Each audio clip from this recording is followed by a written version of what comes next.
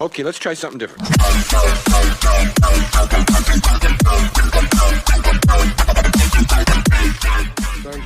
Panda. I got broads in Atlanta, just to throw me in the family.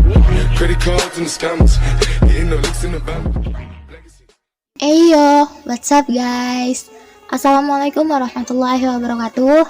Salam sejahtera bagi kita semua. Salam, Om Swastiastu, Namo Buddhaya dan salam kebajikan.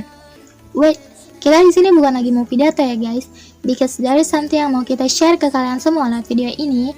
But sebelum kalian lanjut untuk nonton, please banget untuk like and share video ini, because video ini dibuat untuk memenuhi tugas kuliah.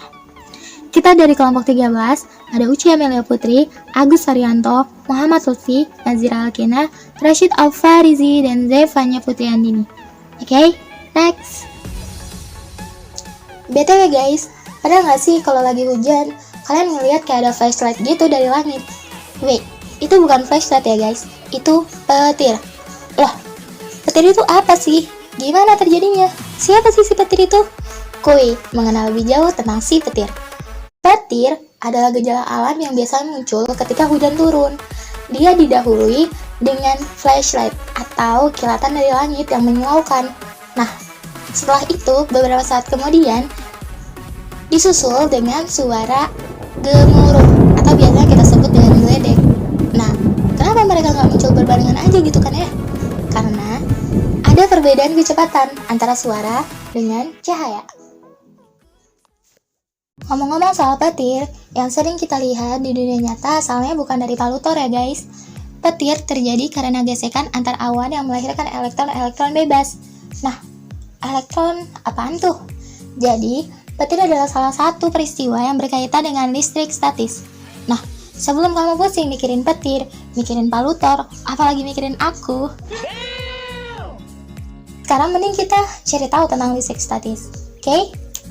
Listrik statis adalah suatu kumpulan muatan listrik dalam jumlah tertentu yang tidak mengalir atau tetap, atau bahasa kerennya statis. Listrik statis timbul karena benda-benda yang aliran listrik saling berpautan tanpa adanya sumber daya listrik. Dan kata lain, benda tersebut dapat menghasilkan proton dan elektron tanpa menggunakan pembangkit listrik. By the way, kamu tahu nggak partikel penyusun atom? Ada elektron, proton, dan neutron. Elektron bermuatan negatif, proton bermuatan positif, dan neutron bermuatan netral. Inti atom terdiri dari proton dan neutron, sementara elektron bergerak mengelilingi inti atom dalam lintasan tertentu atau berada di kulit atom. Oh iya, pada tahun 1785, Charles Augustin Coulomb menemukan hukum dasar tentang gaya listrik antar dua partikel bermuatan yang berbunyi, besarnya gaya listrik tarik, menarik, atau tolak-menolak antar dua benda bermuatan listrik berbanding lurus dengan muatan masing-masing benda, dan berbanding terbalik dengan kuadrat jarak antar kedua benda tersebut. Hukum ini kemudian dikenal dengan nama Hukum Coulomb. Guys, kalian tahu gak sih ternyata petir ini punya dampak positif dan negatifnya loh. Kuy, kita kupas dari dampak positif. Yang pertama, dia membentuk sinar gamma. Sinar gamma untuk mengurai kestabilan unsur yang ada di udara. Kemudian, mempertebal lapisan ozon. O3 sendiri merupakan lapisan ozon yang akan melindungi bumi dari radiasi sinar ultraviolet. Kemudian, menjaga kesuburan tanah. Unsur nitrogen yang beraksi dengan oksigen terganggu akibat ketidakstabilan karena sinar gamma. Kemudian, membunuh bakteri dan kuman. Itu sebabnya, kalau misalnya setelah hujan, kita kan kayak ngerasa adem gitu, karena udaranya udah segar dan bersih. Nah, untuk dampak negatifnya ada dua guys, yaitu kerusakan termis dan mekanis. Kerusakan termis adalah kerusakan yang menyebabkan timbulnya kebakaran. Kemudian, kerusakan mekanis adalah kerusakan yang menyebabkan struktur bangunan menjadi retak. So, hati-hati ya guys, kalau ada petir, jangan sampai kita tersambar. Salah-salah malah menyebabkan korban jiwa. Well, petir seringkali menyambar terhadap struktur bangunan yang lebih tinggi. Untuk itu, jika ada bangunan pencakar langit atau rumah yang lebih tinggi dari rumah lainnya, maka perlu dilindungi oleh penangkal petir. Untuk merencanakan instalasi penangkal petir, maka terlebih dahulu ditentukan tingkat proteksi pada bangunan tersebut. Nah, berdasarkan cara kerjanya, ada dua sistem, yaitu sistem dengan penangkal petir. Prinsip kerjanya adalah harus menyediakan titik pada ujung bangunan yang diamankan untuk sasaran sambaran petir, dengan harapan petir akan menyambar titik itu terlebih dahulu dan menyalurkan arus petir ke tanah. Kemudian, sistem pembumian untuk mendistribusikan arus yang masuk ke tanah dengan merata agar tidak menimbulkan bahaya. Nah, sistem kedua ada sistem disipasi.